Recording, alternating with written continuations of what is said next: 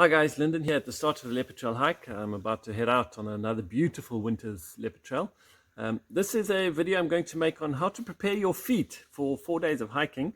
For sensitive viewers, beware, you're going to see my toes and my feet close up. So if that's not for you, then I recommend you switch to the next video right about now. All right, so the first thing I do a good few days, probably 2 or 3 days before I go hiking, is cut my toenails. Now this is really important. I know it sounds silly. There are a few good reasons to cut your toenails.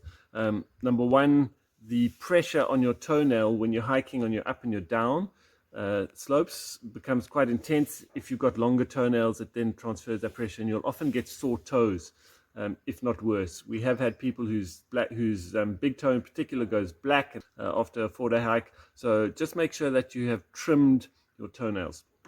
The second good reason to trim your toenails is that depending on the design of your feet, you might get one toenail pushed into the toe next door, which can give you very bad blisters. So I have this, and let me show you my feet. I apologize.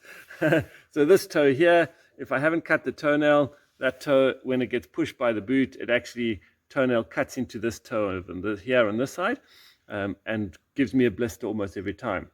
So I make sure that all my toenails are cut. The second thing I do to prepare is I like using some kind of anti-chafe or anti-blister. It's not really a cream, it's more like a gel. In this case, I use what's called barrier balm. It's actually been designed for cyclists. They use it anti-chafe for between their legs and sometimes under their armpits, but it really works well for me on my feet. It's kind of like a Vaseline that sets a little bit and becomes almost like a second skin. So I apply it. You probably can't see in this video, but there's a shiny surface on my toes and feet. I've put that barrier balm on.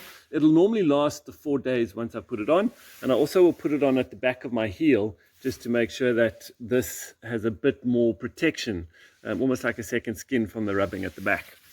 And then finally, the last thing I do is, if I know there is an area of my feet that will get blisters almost every time I hike, like I know that this toe here will get a blister from the pressure of that nail, I will actually, before I hike, I'm going to come in. I'm not going to do it now. I'll spare you, but I think you'll get the idea.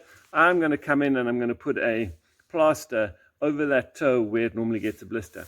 This is really a good idea, that you want to stop blisters rather than using plasters later when you're already sore and painful. So if you know that over a 4-day hike you're likely to get a blister on the back here or on the sides, wherever your feet take strain, my advice is look after it before you start the hike rather than afterwards. And then my last piece of advice, I like to wear 2 pairs of socks. I wear very thin, these are bamboo socks, so very nice, thin but strong pair of socks, and then a second heavier pair of socks on the outside.